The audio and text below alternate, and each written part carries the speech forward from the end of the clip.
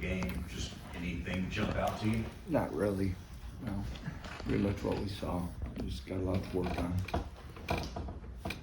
And going to Arizona State, I saw the kickoffs at 100 degrees. Any way to prepare for that? I think we've been pretty intentional all along about, hydration and those things. Our strength staff, nutrition staff have done, emphasize it. It's a little different. I don't know, it's supposed to be a dry heat, right? Whatever that means. It's hundreds. We're gonna have to be as healthy as we can be and rotate guys, and we down to Austin last year. I think once you're above 90, it's pretty darn hot all the way around. So it'll be a challenge, but can't let it get to us. And then as you watch Arizona State on film, what do you see from them? Yeah, Kenny Dillingham and his staff done a really nice job in their second year. You can see the improvement that's been made. They got off to a good start. Had a tough, a game. They got the extra week preparation. A lot of weapons. Quarterbacks played well. They got off to a really good start in this season. Jumped on Wyoming right in the first quarter. It's a big plays. A balanced offense gives you a lot of different looks, and defensively, Brian Ward's been there. I've known Brian for a long time. He's an excellent defensive coordinator. Just like we say, week in and week out, it's going to be a big challenge. It's what this conference has become. I think they were picked to finish last in the conference in the Big 12 preseason. Do you see any parallels with your second season and how they've started so far this year? I haven't dove into that far, but I said before, I think there's going to be a lot of teams that are going to kind of have that. We talked about Baylor being that after our first year and where they're at. I think there's going to always be teams, especially in today's ability to improve your roster in a lot of different ways at different times, that you're gonna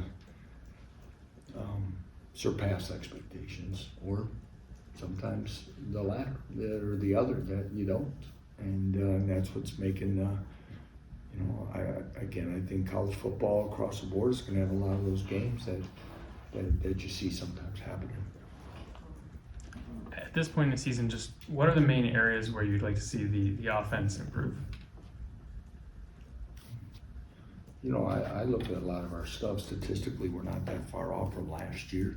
Last year at this time, we averaged 6.9 yards per play. We're averaging 6.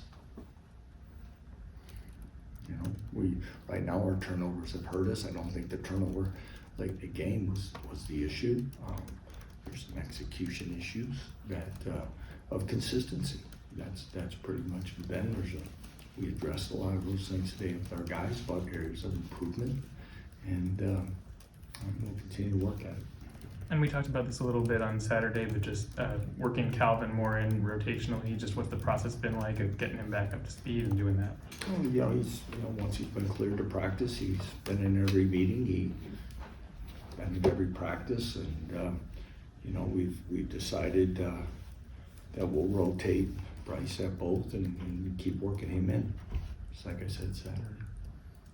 Daniel Highshaw led the team in rushing on Saturday. Just what type of season has he had, and just how happy are you to see him being able to be healthy and Daniel's perform? done a very fine job. Obviously, he missed the one game. Unfortunately, I think he's taken a really good approach. It's been really nice to watch his maturity. Plays hard.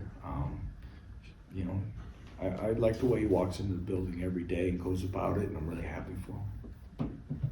You guys have recruited a lot in Arizona.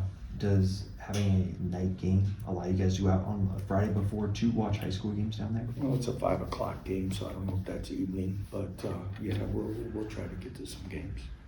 And for someone like DJ, having him be able to go down and play in front of his family, home state, I guess how cool of an experience do you expect that to be for him?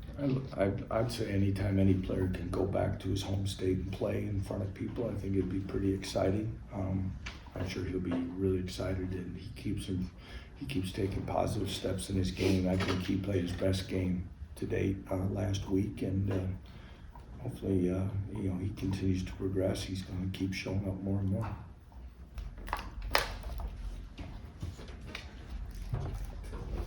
You mentioned on Saturday you wanted to look at the film to see how Taiwan did there at Mike for Cornell. I guess when you looked at it, how do you think about that? Kind of what I thought, that he played extremely hard, gave us everything he had, played he was one of our defensive players of the week, and but you know, again, like every other guy right now, we got some stuff we got to clean up yet, but he played 80 and he gave us a lot. Do you have an update on Cornell and when you might No, I expect don't. that? I don't have any injury updates at this time.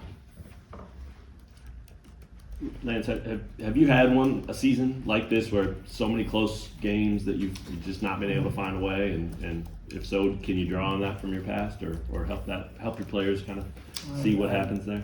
No, I don't think I have like this. Yeah, it's a lot of different ways. It's been a unique season. Yeah. But we got a lot to play yet. And as you search for consistency and keep, trying to find the way to get back on track or whatever you want to call it, are you at the point where you're open to big, impactful, major changes, or you want to kind of stay on the path? And I don't know what you mean by that. just in general, it could be personnel, it could be style, it could be duties, it could be anything. I mean, are you? Okay. We're still moving forward in the areas that we believe in and got us to this point. Yeah. I'm not, no, it's, I believe in what we do and what got us here, and I know what we have to do to improve those yet on a daily basis. And though, as I've said before, it's disappointing and frustrating to the too many. It's correctable. Anything else, Coach? Good. Thanks, Thanks, Lance.